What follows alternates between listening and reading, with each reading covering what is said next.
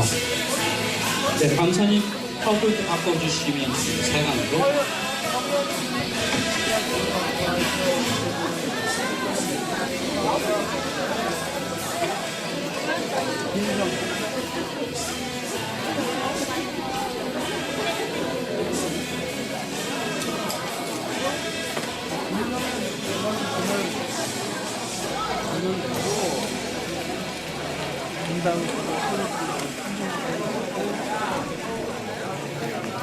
여기 주연 담당으로 신청을 하는. 네, 1분 남았습니다.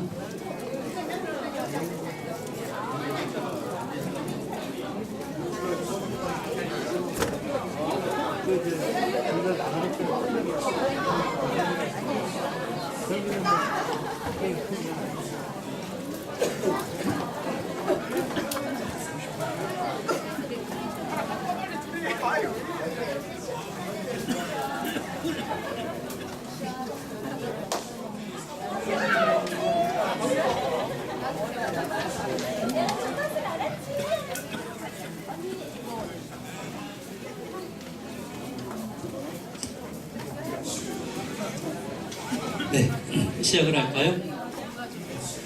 좋은 교사면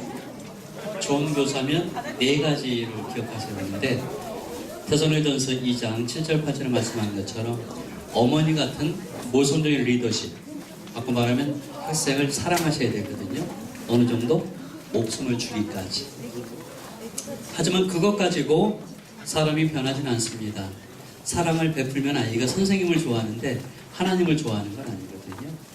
선생님이 바뀌면 아이는 또 교회 안 나오게 되죠. 그런 의미에서 아이의 변화를 위해서는 꼭 아버지 같은 세 가지 노력이 필요한데, 그 첫 번째가 권면하는 일입니다.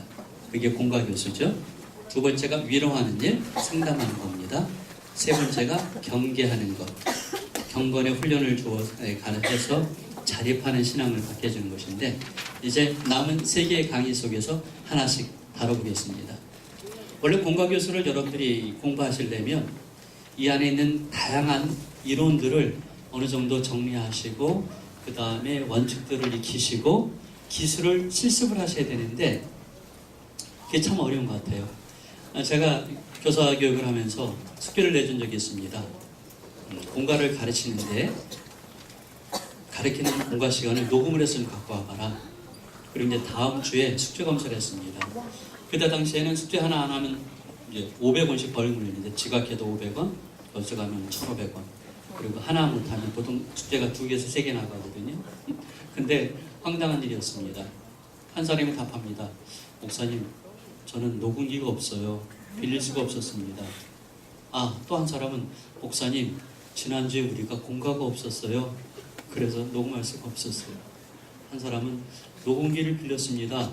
근데 작동하는 방법을 몰라가지고 잘 안 됐어요. 또 한 사람이 얘기합니다. 녹음을 했습니다. 근데 집에서 들어보니까 너무 창피해서 벌금 내고 말겠습니다. 그래요?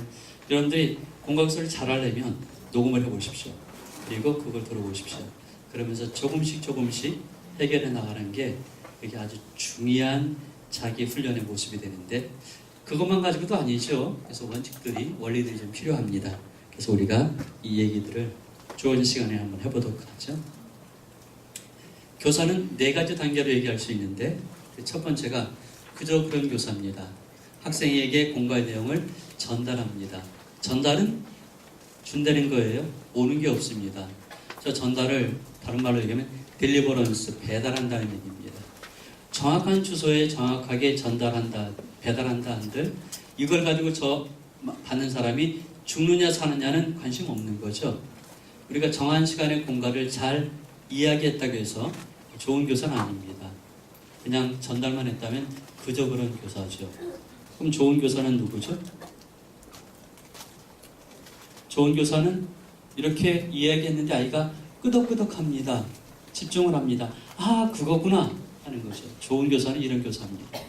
실제로 좋은 교사가 아이의 머릿속에 전달할 때 이해가 되면 아이들은 눈동자가 달라질 수밖에 없습니다. 왜냐하면 사람은 누구든지 다 잘하고 싶어하는 성장 동기가 있습니다.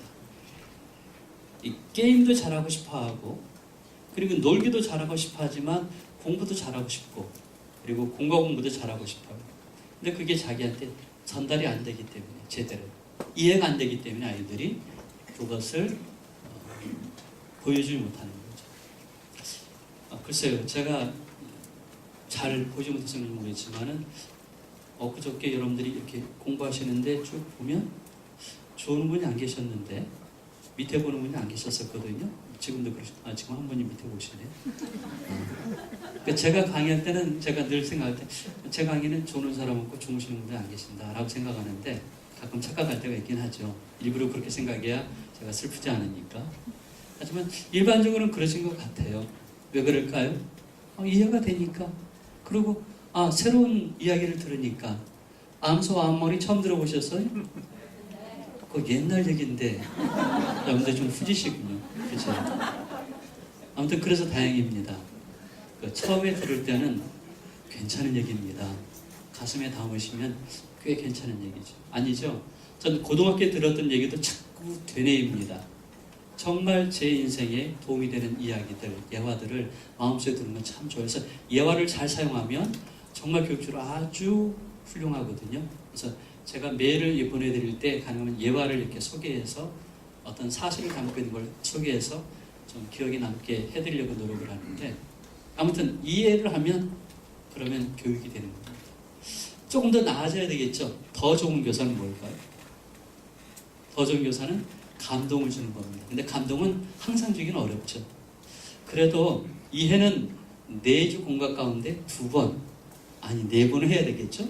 감동은 4번 가운데 1번만 해도 괜찮을 것 같아요. 가슴을 때리는 거, 기억에 남게 하는 거. 전에 선생님 이 얘기 하셨었잖아요 라고 아이가 이 촉촉한 눈으로 얘기할 수 있다면 정말 좋을 것 같아요.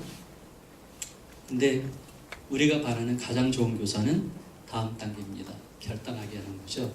베드로가 복음을 전했습니다. 사도행전에 나와 있죠. 무슨 절? 6월절에 멀리 먼 곳에서 온 디아스포라라고 그러죠. 고향을 떠나 멀리 갔던 유대인들이 6월절에 돌아옵니다. 1년에 한 번씩.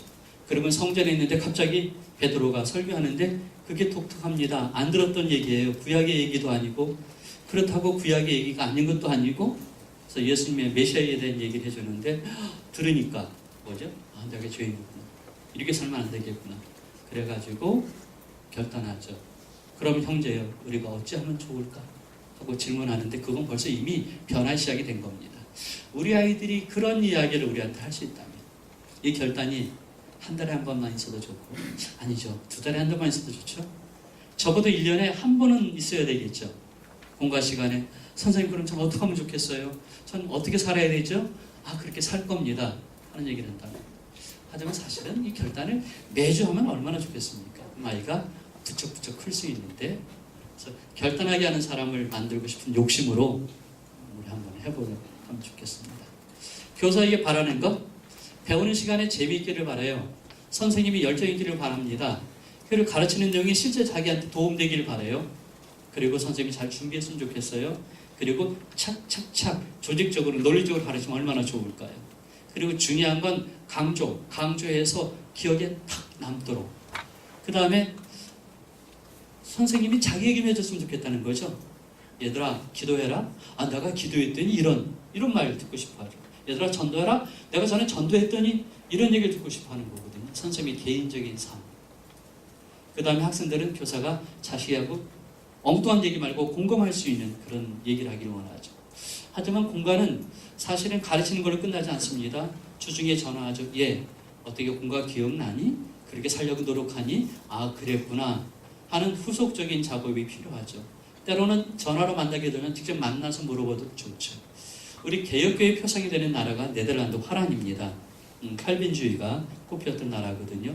거기는 아브라함 카이퍼라는 목사님은 신학 교수기도 하고 이분은 국무총리까지 했던 분입니다. 그러니까 신학자와 목사와 국무총리를 왔다 갔다 하는 사람인데 그 화란이라는 건 그런 의미를 갖고 있어요. 그래서 개혁신학을 참 잘 이루는 나라 전체가 그런 귀한 나라인데 그런 얘기를 들었어요.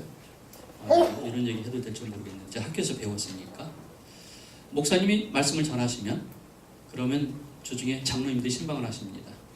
아마 거기는 3년 터울로 하는 걸로 제가 기억하는데 장로님들이 생업을 좀 적으시고 전념하시는 거예요. 교인들을 신방합니다.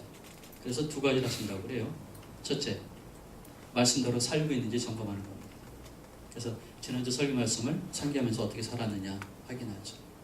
그 전에 이제 하나 더 하는 게 목사님의 설교를 이해를 못한 부분에서 장로님이 설명을 해주는 겁니다. 그건 바로 이런 거야. 아하, 그렇구나. 그래서 설교에 대한 AS를 목사님이 하는 게 아니라 장로님이 하신다는 거죠. 우리도 마찬가지입니다. 주일의 공부를 가르쳤다고 그걸 끝내는 게 아니라 주중에 아이가 기억하는지, 이해를 했는지, 그대로 살려고 노력하는지 질문하는 질문과 그리고 그렇게 살게 하려고 하는 그런 노력이 있어야 아이는 변합니다. 한마디 탁 듣고 한마디 듣고 감동했다고 삶이 변하는가? 특별히 청소년들은 그렇지 않습니다. 밤새도록 기도하면서 눈물 콧물 다 흘린 아이들이 다음날 멀쩡하게 딴짓하거든요. 이게 사람의 모습이기도 하고 그런 의미에서 지속적으로 아이들을 지도하는 게 필요하죠. 근데 때로는 아이가 만나고 싶어 할 때 선생님 안 만나주면 이거 꽝이에요. 만나면서 할 수 있으면 좋죠. 자, 좋은 선생님이 되고 싶습니다. 학생들이 바라는 선생님. 골로새 1장 9절 10절 말씀이 있습니다. 우리 같이 한번 읽어볼까요? 시작.